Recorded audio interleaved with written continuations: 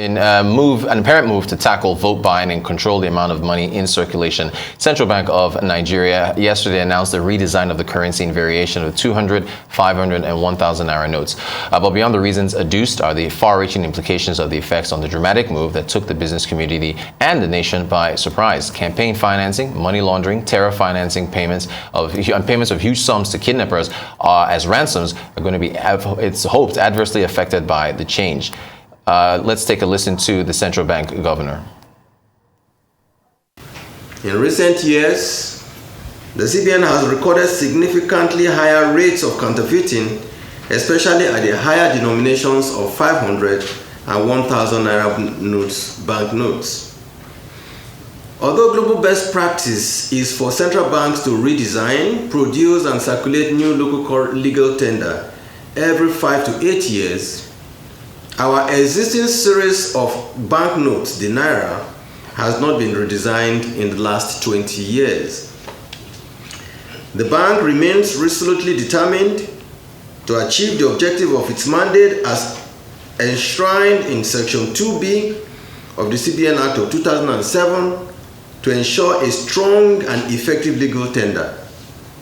It is therefore no longer tenable to continue with business as usual, especially given the continually evolving circumstances that could impeach the optimal performance of our Naira. Furthermore, we believe that the redesign of the currency will help deepen our drive to entrench cashless economy, as it will be complemented by increased minting of our e-Naira. This will further rein in the currency outside the banking system into the banking system, thereby making monetary policy more efficacious. Also, in view of the prevailing level of security situation in the country, the CBN is convinced that the incidence of terrorism and kidnapping will be minimized, as access to large volume of money outside the banking system used as source of funds for ransom payments will begin to dry up.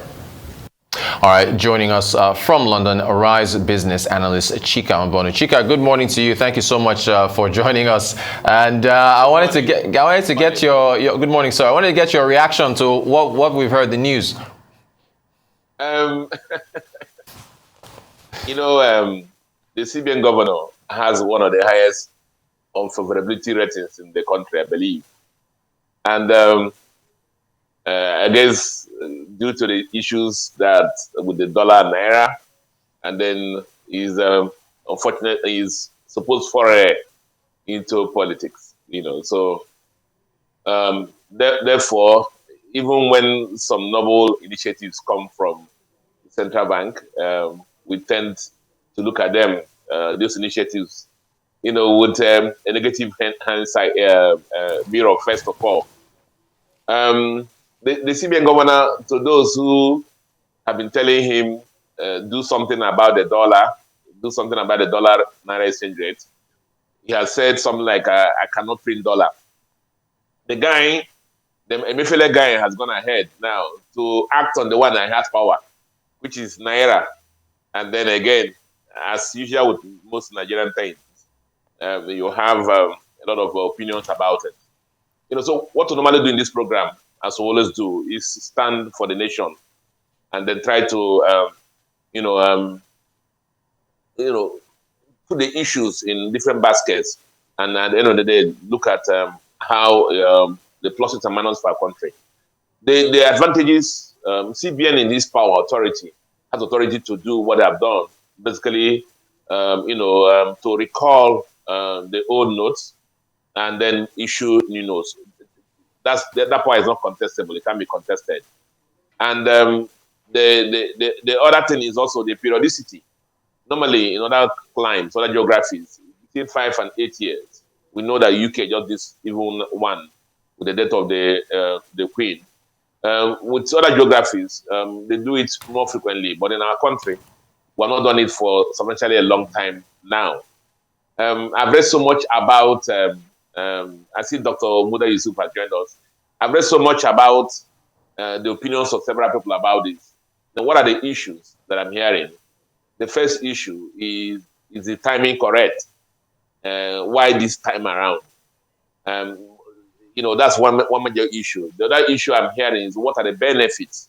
The CBN governor has enumerated the benefits of this initiative, and I don't contest them. My focus will be, let me remind a lot of young people, especially, what happened in 1984. It seemed that Nigeria goes around in cycles, and a lot of the cycles are revolved around our current president, Buhari, because in 1984 he did the same thing that the CBN governor is doing now. That time, it was April 1984. Major General Idiabo read a speech overnight that this was going to happen, something was going to happen. All the borders in Nigeria were closed. The planes were flown, the new notes were flown by planes into Nigeria. And I think they're giving 21 days to change the currency. And why I'm bringing this up is, as CBN goes on this journey, we have to make sure that the nation does not suffer in the process. That's my own.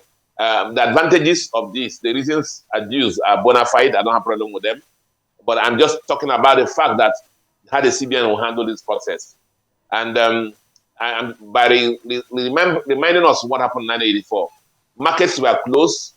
People were sleeping in the banks, trying to change their notes. And then what happened was even that the queues in the banking halls were worse than the fuel queues that we see now. And then what happened now was that when the new notes came, Nigeria had a two-tier economy. When you go to traders to buy something, they will ask you, do you have the new notes or the old notes? And that caused a lot of problems in the economy. So, but I think that now there are more branches in the country for banks. The rural areas have to be attended especially. And then the issue of cashless society will also be driven. Let me stop there for a meantime. Let me allow our guest, Dr. Muda Yusuf, who I see online, to talk. Then I can add more things.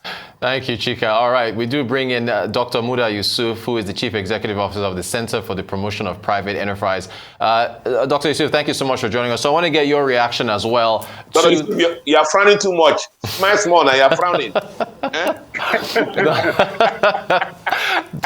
Nobody died. Okay. I hope you can hear me. Yes, we can hear you. Go right ahead. So that's Chika and Mbonu, Rise Business Analyst. I'm not as optimistic as my colleague in the other end. First, let's interrogate the value proposition of this. The CBN talked about having to deal with the problem of hoarding of cash, hoarding of new currency notes, counterfeiting, and mopping up of cash in order to aid the effectiveness of monetary policy. With due respect, I don't agree that redesigning the currency notes will achieve any of this. If you talk about hoarding of cash, if you can hoard the old notes, what stops you from hoarding the new notes? If it is redesigned, what stops you? Secondly, there's a talk about the fact that some of the mint notes that we have currently are being hoarded. Go around event centers on weekends in Lagos. You will see people hawking these current new notes as if they are hawking Coca-Cola or they are hawking biscuits. Where are these things coming from? Are they not coming from the banking system? So who do you blame for that? Then you talk about issue of mopping up to impact on monetary policy. Monetary policy is about influencing money supply. The cash component of money supply is about 3 trillion. The total money supply is 48 trillion. So how will you say that because you are working with a variable that is less than 7% of total money supply? How will that impact on monetary policy or inflation? And in any case, the whole idea of this redesign of notes is an exchange. If I take my old notes to the bank, you give me a new note. So how can you mop up currency through that? So the impact of monetary policy has no basis at all, even in economic literature. There's no connection. Then you relate this now to the cost. It's going to cost the economy a whole lot to print close to 3 trillion currency notes in value. I mean, we are talking of an economy that is running a deficit of almost 10 trillion. That we are grappling with the problem of debt service. We are grappling with the problem of inflation. We are grappling with the fact that the economy has just been downgraded. The country has just been downgraded by Moody's. These are more important issues. We have issues with liquidity in forex market. We have issues with the volatility of the currency. We have problems with the currency depreciation and all of that. And all the distortions that the forex policy is creating in the economy. These are bigger issues for the CBN to attend to. Then we look at the issues of the logistics. This is a very big country, for goodness sake. How can you at this time now begin to talk about exchanging currencies? People have to be moving from one corner of the country to the other to go to the bank and create all sorts of chaos in the economy.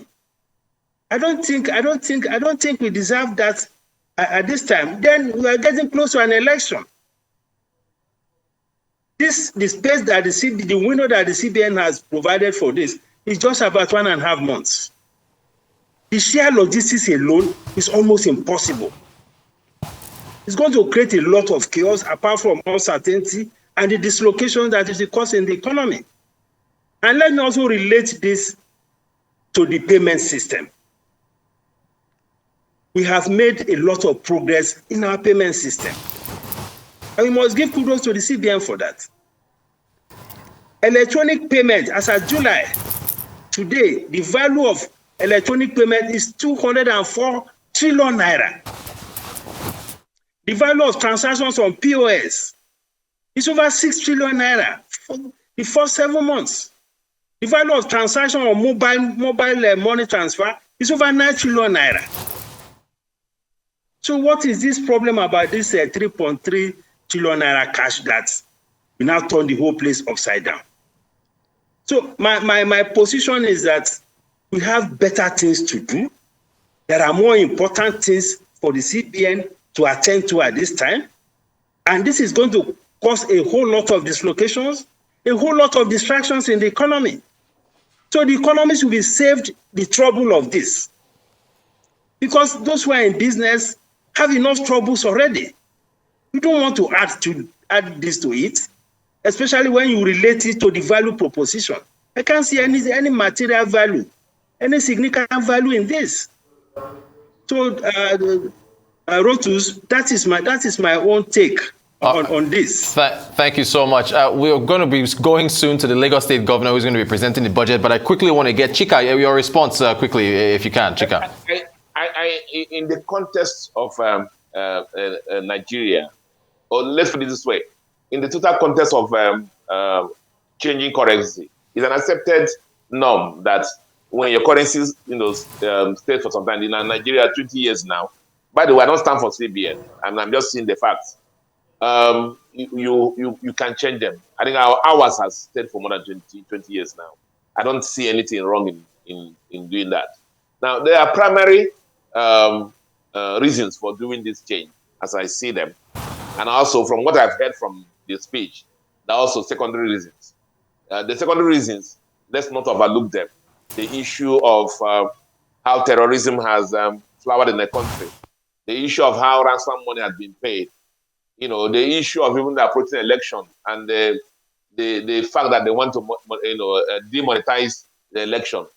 And then the issue, the impact of monetary policy is still out there to be contested.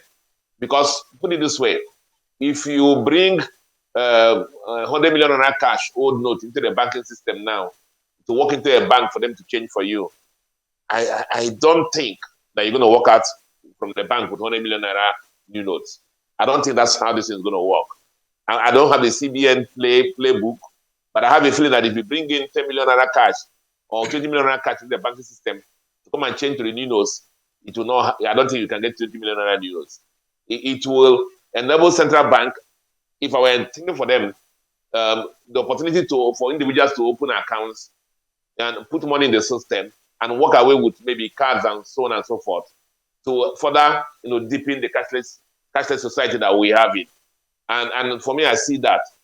The other things I see here, do you not think, I've said it, do you not think that when somebody has this money now and is scared, the EFCC has come out to write press release that are waiting for people who are going to bring big money into the system, they're gonna deal with them. A lot of people are going to run towards the foreign currency to go and start buying cash dollars now. But even when you buy cash dollars, and if the BDCs or who are buying the Naira is going to come into the banking system. Dr. Yusuf, I associate a lot with the things you have said. CBN, as I said before, has the right to do this. Issue of timing, you can prove it. Is it going to be December, June next year, or should we not do it during this election? As I've said, I want to focus more on the logistics. And that's why I shared what happened in 1984 when the same General Buhari was the head of state. How that one was implemented, how Nigerians suffered. And I think things have changed a little now. We have more bank branches. And I believe that CBN has learned from that lesson. They said banks must open from Monday to Saturday. And as people are coming in, people are going to be opening accounts for individuals and encouraging you to dump your money and then put your money inside the bank. It might cause a lot of disruption in the system. But remember what I mentioned also, that we have to avoid the situation. In 1984, he led a situation where people were saying, do you have new notes or do you have old notes when they want to sell things to you? Those are risks that may happen. And we hope that CBN will manage them in that process. Thank you so much for that, Chika. Dr. Yusuf, have you seen the cover of today's This Day newspaper, which talks about this is supposed to, checkmate vote buying, ransom takers, and so on and so forth? What's your response to that? That's a very simplistic proposition. People can easily get around all of that. People can transfer to people's accounts and all. There are many ways of getting around that. But then wouldn't you Sorry, Dr. Yusuf, sorry. If you transfer money to a kidnapper or somebody collecting a ransom, can't it be traced? Isn't that the point of shifting to the electronic channels? Sorry to interrupt. Please carry on. No. You are talking of vote buying. These things happen at very retail level, villages and all of that. What I'm saying is that those who want to undertake vote buying, they are more ingenious than that. There are so many ways of dealing with this, especially at the grassroots, where all these things happen. I want to talk about terrorism and kidnapping. Supposing the kidnapper is asking for dollars, and you are desperate, will you not go and look for dollars? Or the kidnapper is asking for new notes, new currency, the redesigned notes. I'm just worried about the cost and benefits. I'm not saying that there's no benefits at all, but the cost is so highly disproportionate to whatever benefits they are putting on the table. We don't need this kind of distraction at this time. There are better ways of dealing with this problem. Kidnapping, money laundering, there are better ways of. Don't you see what is happening with NDLEA? They are not disrupting everywhere, and they are achieving results. They are using intelligence. We should do things in a way that will not be disruptive. This is going to cause a whole lot of disruption, which we don't need at all. Chika, do go ahead. Thank you, Dr. Yusuf. Chika, you're going to say something? Yeah, I think when you have 80% of the cash in an economy outside the banking system, it's not something that we should commend. It's a lot of money. Almost 2.7 or 2.8 trillion of cash outside the economy. I think that the net here, Dr. Yusuf, will be that 2.8 trillion or how much that is outside the economy, outside the banking system now, whether they're under the beds, buried inside holes, or hidden in wardrobes, or in drums, have to actually leave those places now and come into the banking system for them to be exchanged. It will have some impact in our monetary, in our banking system, in the ways we handle things also, no matter how tiny. I believe that for me, my focus, as I said, is let the CBN do their homework well. Let it not be like this when the Minister of Communication was doing this NIN. the NIM that we're doing, and things were just totally messed up. And then, when some of us were speaking to them about what to do, I mean, they called us naysayers. Let it not be like that. This exercise requires very good logistic planning for it to be implemented at this time, Christmas season, and then election period. For me, the other primary issue, secondary advantages of, even though Dr. Yusuf dismisses them, of the issue of helping, especially banditry and ransom payments, and bringing more people into the banking system, you can't put a cost on them really. They're very important for the country. Thank you so much for that, Chika. Dr. Yusuf, I give you the last word. If you want to close, yeah. You see, let me also say this, Rotus and Chika. This economy is over 170 trillion Naira economy. Over 170 trillion. Go and check the data. So if you have a cash of 3 trillion, it's not a big deal. For 173 trillion Naira economy. And I've said this, money supply is over 48 trillion. What is the materiality of a cash of 3 trillion? When you are dealing with a money supply of 48 trillion. So if you want to deal with issues of even this money, a lot of it can be dealt within the framework of the banking system itself. And when you talk about monetary policy, there's very little you can do in the area of manipulating the cash. You can't, I mean, it doesn't add up. Economic literature doesn't even support this theory. So that is my take. When you have an economy of 173 trillion Naira and you have a cash of 3 trillion, it's not too much. Go and check the proportion of cash to GDP, even in more advanced economies. It's not anything significantly different. And in any case, we are making a lot of progress in payment system. I just mentioned to you, in the first 7 months, electronic payment, 200 trillion. I mean, that is a lot already. Let us just consolidate on that and look for some other creative ways of dealing with this issue of money laundering, kidnapping, vote buy. There are better ways of doing that than creating disruption for the entire economy. That is my take. We really appreciate the time of both gentlemen, Dr. Muda Yusuf, CEO, Center for Promotion of Private Enterprise, and our very dependable Chika Mbonu, Rise business analyst in Lagos, in London. Gentlemen, thank you so much for your thoughts. Really appreciate your time today discussing this very important matter. Thank you so much, sir. Thank you.